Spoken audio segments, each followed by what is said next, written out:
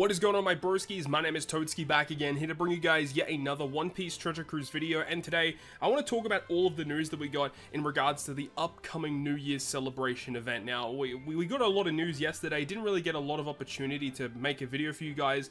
Obviously, was very busy with Christmas and all the holiday period, but I want to talk about just all the news that was kind of given to us yesterday, because there's a lot to really go through. I have already uploaded a video on the channel in regards to which part of the Sugo Fest is like ultimately the best one to kind of pull for, because it's going to be hard for people to determine which is like the best part to actually pull for. There's lots of good parts here. Make sure you go ahead and check out that video. Obviously, you should really be pulling for whichever batch of characters you have the least amount of on each of the parts. Probably a really good way to go about it. But, you know, there's a lot of good characters here on this Sugo Fest. Part 1 is where basically everything is available, but, you know, some things are going to be more rate boosted than others. You've got Part 2, which has some pretty good stuff as well. Part 3 is the big one, though, because it does have Gear 5 Luffy. I know a lot of people want to get their hands on that character, or just more copies of him. And then Part 4 has Zoro Sanji, which in my opinion is the best of the debut legends. But then you've also got Magma Kaido, Big Mom, and then Luffy Yamato, and then obviously some other characters here too.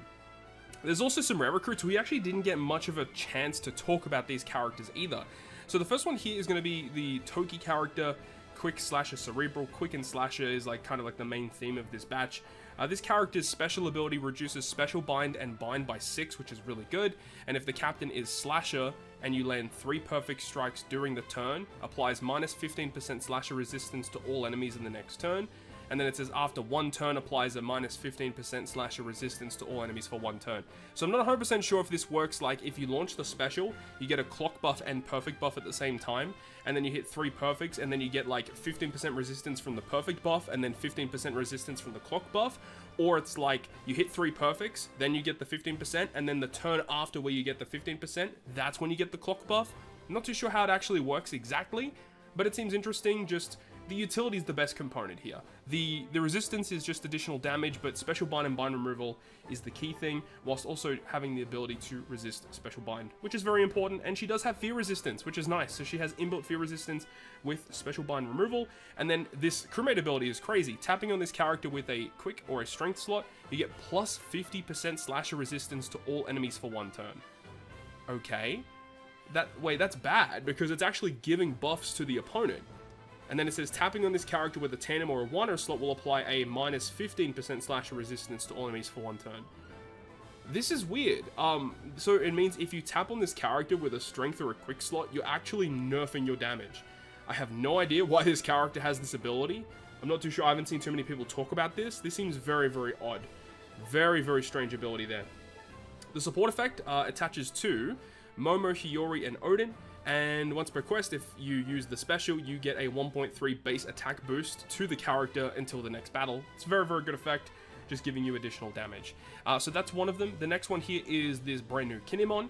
So Kinemon is also being Quick and Slasher. His special ability gives minus 2 cooldown to slashes, reduce paralysis by 6 if you have a Slasher captain, extends the duration of attack and color affinity by 2 turns. That's pretty good, actually.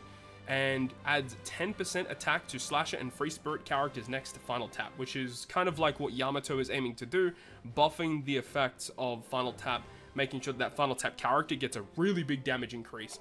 And I feel like the whole reason why they're doing all of this is because Final Taps are pretty nerfed. Like, there's really not a lot of good Final Taps in the game, and they basically like made Rush Gear 5 Luffy have like a pseudo Final Tap, which is just better than every other Final Tap in the game. It's crazy. So they kind of realized that, hey, we need to buff these Final Taps, and I guess this is the way to do it. It's a weird effect though, because if the enemy has an effect to remove your beneficial effects, this kind of nerfs this ability overall, which I guess why we have Roger and Oden coming out that have the ability to resist the effect of removing your beneficial effects. I get why they're doing it, but I don't know if this guy's going to be all that good. The main thing here though, the minus 2 cooldown, the paralysis removal, and the extension of buffs. It's pretty cool. And also having the ability to resist special reversed is good. And then top row base attack by 150. Support effect to Kozuki Oden only. And reduces the special charge time by 1 turn for the character. And special bind by 3 turns at the start of the final battle. It is unfortunate that it's only just for the supported character. If this was for the whole crew, it would be probably the best support in the game, which makes sense. But if it was like minus 1 cooldown to all characters at the start of the final battle, that'd be pretty cool. I wouldn't mind that, but it is what it is. Support effect is whatever. But obviously, these characters are all going to be boosted in upcoming events, which is what we're going to be talking about here. There's also a Sugafest just for Trafalgar Law. I believe Trafalgar Law is not going to be in the normal pool for the actual New Year's Sugafest. He's only pullable from his own Super Evolution Sugafest. To get the skulls to Super Evolve Law, I believe we're going to be having to play all of the upcoming events through the month of January, like the Grand Party, upcoming Blitz Battle, PKA most likely. So there's going to be lots of events where you basically play, you get the skulls, you Super Evolve Law. Now, we do have the announcement of a brand new ranking Blitz battle, Yamato versus Kaido, and this is a very typical thing in terms of what you should expect. It's a very typical Blitz battle event. I believe we'll have some information soon in regards to what the gimmicks are. We might have to wait until the event actually goes live. But essentially, there's going to be a couple different difficulties. There's like an easy mode and a hard mode, and you basically just use a bunch of boosted units to get better drops. And that's basically how it goes. There's not really too much to talk about. You just continuously play over and over again, and there's obviously some missions here. With the amount of clears, you do get some rewards for doing it. And the drops are usually pretty good too. You do see here quest clear rewards. You will actually get your hands on Trafalgar Law's Super Evolution Skull, as we kind of talked about, and these are the drops that you can get. So you can get some Absolute Almighty manuals, which are guaranteed skill ups. I don't think too many people care about that. And then there's also some Guiding Stones, which is the Limit Break Crystals, so there's those here as well. There are Lobsters, which is going to be nice for leveling up your characters, as well as picking up some more cotton candy. Now, these are the boosted units, so you've got all the debut units are really, really high boosted. If you have them, it makes your life a whole lot easier. You do have these units here that are also considered boosted characters, which is the new Whitebeard from PKA, which we'll talk about in just a moment. He's actually pretty good. Law, Shanks, and then you've got like the other recently released characters, of course. You do interesting Final Tap, Luffy, Law, and Kid are all going to be boosted, and then somewhat recent characters, and then some other characters like V1 Roger, you got V1 Odin, Rayleigh Gaban. You got a good array of boosted units here. Is Gear 5 boosted? I don't think he is. Gear 5 is not boosted, which kind of hurts because Gear 5 makes things a hell of a lot easier. So he's not boosted. It's going to be a little bit annoying. So you got to build a team to beat it. And of course, when it does come out, I'll bring you guys a video in regards to what you should be expecting and what you can expect to, build to actually beat the Kaido Blitz battle. Anyways, moving on, we have PKA. Brand new PKA season is going to be debuting on the 27th, 1900 PST time. So the official New Year's Sugafest, which of course we're going to be streaming some pulls for tonight that comes out today, part 1, and then when part 2 begins is when PKA begins. So we have what do you call it? Whitebeard. Whitebeard is like the booster, he's like the character you get. So I'm going to guess that Roger and Odin are like the ideal captain to use in this content. I actually haven't had a look at the data mined gimmicks yet, but we'll do that sometime today. But we do have this brand new Whitebeard, who he actually looks pretty good. Remember that when Treasure Map comes around in the month of January, this guy will be super evolving and he will get slightly better. So this guy here is a quick striker and a slasher. Captain ability, you get -1 cooldown. Striker slasher 4x attack if you're at 50% or below, 3.5 otherwise. So low HP thresholds are kind of annoying. 1.5 health for a free-to-play captain is very good. Dex slots will be beneficial. And then he has a special which cuts your health by 50%, falling in line with his captain. But it reduces all enemy barriers by 1 turn, reduces burn duration by 5 turns. If he has a tandem slot when you launch the special, applies increased damage taken, 1.5 for 1 turn. And if you have Striker or a Slasher Captain, you get a 2.75 chain boundary for 2 turns. That's actually not a terrible special for a free-to-play unit. And the thing is, he's going to get better with that Super Evo. Hopefully we get some really good buffs across the board. He does also have Super Tandem as a free-to-play character. And you only need 1 character to tap with. And you got Mako, Jozu, Vista, Whitey Bay, all of his typical units. Kozuki Odin is included in this list, so a lot of those Odin legends you can partner up with this to get a 1.5 attack boost to strike a slasher. I like it, and for a free-to-play unit, he doesn't seem terrible at all. What are his crewmate abilities? Reduces burn by 1 and makes character immune to stun. That's really unique for a crewmate ability there. And then the other one gives some attack, which is kind of whatever. Support effect doesn't do anything. He does have rumble stuff, but I'm assuming it's going to be bad. Striker's attack and speed. If he's below HP, he gets attack boost. Special ability. Targets himself for a 40% reduction. Strikers get attack 4, crit 3. 1 enemy with high HP for 2.6. He's not very good in Rumble, but we didn't really expect that anyway. But, of course, pretty typical stuff for PKA, I guess, as well, because the most recently released characters are going to be the boosted units, where you can get additional total drops. And, you know, same with the last month's PKA with Luffy. V2 Shank 6+, and the Final Tap Law getting that Super Evo is going to be a boosted unit as well. And then you got the previous month's characters, and then you move on to more of the other free-to-play units that are also boosted. So we'll have to wait and see. I haven't had a look at the gimmicks, as I said, but we'll work something out, and we'll go ahead and break through this. Ticket information, though, they're adding Gordon and Blackbeard to the ticket exchange, so you can go ahead and pick those characters up. I think Gordon is pretty good. Blackbeard doesn't really see that much play, all things considered. So that's the PKA with Whitebeard. There is the announcement of Grand Party starting on December 30th. That's kind of annoying. We all love Grand Party, but as for the special rules, we've got Striker Defense, level 4, which is a lot. Dex get level 8 attack. Quick get HP 5, Speed 5. Psi attack down level 5. HP down level 8. And then Free Spirit Special CT Speed down level 5. Jeez. And then when the leader's present, Slashers get level 5 CT Speed increase. Wow. Okay, so they're really nerfing Gear 5 once again. I think they've kind of realized that Gear 5 is like the most busted thing ever. They have nerfed the special CT of Free Spirit, which is really good for them. Like, it makes sense why they're doing this. Psi still being heavily nerfed is a bit of a shame, but realistically, I think I'm probably still gonna run a Free Spirit team anyway, because Gear 5's GP burst is just that strong. And as long as we keep that strategy up where you can shuffle your team around, I think it's going to be good. We'll have to wait and see.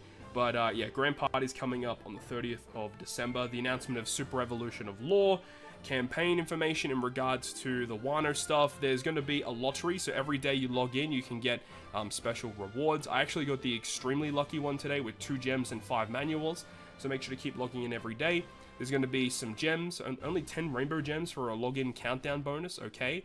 And then a Happy New Year login bonus, so we can get up to 30 gems. We get a turkey, a guaranteed ledger. Like, again, just pretty typical stuff. Nothing really too crazy there. We get the Grand Party login bonus. There are some level limit breaks that are going to be added. I'll probably make a separate dedicated video for this because there's a lot to talk about with a lot of these units here, so we'll probably make a separate video in regards to it. I guess we can talk about the ships briefly here because from all things that I've heard, the ship here is really, like, the ships aren't that good this month. We do have Aokiji's bike, which needed a buff. Strikers get 1.8 attack, 1.75 health, drastically reduced chances of landing recovery slots. That's all they did at level 12, which is very boring. But then if you end up modifying the ship to get the first special effect, you get -1 cooldown and then -1 bind. This is terrible. Like, they just didn't give the base effect enough of a buff. Like, -1 cooldown should have already been in the ship, and then you get like another -1 cooldown from special effects. That's really, really, really lazy, honestly. You have the Striker, which is Ace's ship, and this one is a shooter-focused ship, so it gives -1 cooldown to shooters, and then 1.8 attack, 1.35 HP. That's acceptable, I guess. The special effect 1 gives an additional 2 turns, or improves it to, yeah, -2 cooldown at the start of the quest. And then this other effect, which I guess makes sense, but it's not a good effect. Boost damage dealt to ignited enemies by 1.05. The reason why they've done this is because this is Ace's ship, and V1 Ace, if I remember correctly, when he level limit breaks, he gets the ability to ignite and do an ignited conditional boost, and he is a shooter captain. So I guess you're supposed to use that, you ignite the enemy, you get buffs that way. You could also use Ace and Yamato, which is also a shooter, I believe, in Ace's form at least, and that can also do ignited status. I get why they do this, but it's not a good effect, really, so not really worth it.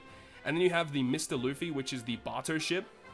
So this one reduces cooldown for strikers by 1, makes it easier to land perfects, boosts driven characters by 1.1, because this is Bato's ship, and Bato obviously is striker and driven, so it makes sense in that fashion. If you have 6 strikers on the crew, boost the attack by a further 1.75 times, and HP by 1.2. Okay, yeah, sure. So you get a big bonus if you have strikers, like a full team of strikers. And then special is 12 turns, and it's a damage threshold for your side of the field for 1 turn. Reduces damage taken by 10%, and improves if you have 6 strikers, you get HP by 1.6. So a lot of HP if you have the full striker squad, but that's pretty much it. Like, it's a pretty boring set of ship upgrades, especially because it's the New Year celebration. I was expecting some pretty big things this time around, and they just didn't end up doing that. They also did announce the update for the Red Recruit tickets, so moving forward, it's moving forward until from December 27th, any generic red ticket you get will now have the chance to pull, you've got like the Dex category oven, you've got the Hiyori and the Momo that released at the start of December. These are now pullable, which is great, love to see that. And that's pretty much it. Obviously, there's the new batch of level limit breaks, but I don't think any of these are really that, like, noteworthy, to be honest. But that's all of the major information that we have in regards to the New Year celebration. As I said, it's starting tonight, December 26, 1900 PST time, will be the release of part number 1. I want to just make sure that that is 100% confirmed. There's going to be some free multis as well, and the gem sales are 100% going live. And you can see February 17th is when this banner is actually going to be ending. And remember that towards the end of February is when the global anniversary is going to be occurring. So, you know, going from one big celebration into another after this banner concludes, right?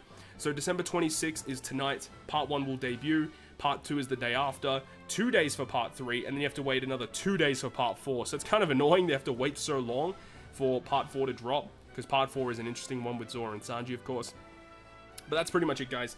Thank you so much for watching the video. If you guys did enjoy the video, make sure you go ahead and leave a like. And if you want to stay up to date with all the content that I post, including more One Piece Treasure Cruise content, make sure to hit the subscribe button down below. On that, guys, I'll see you guys within the next video.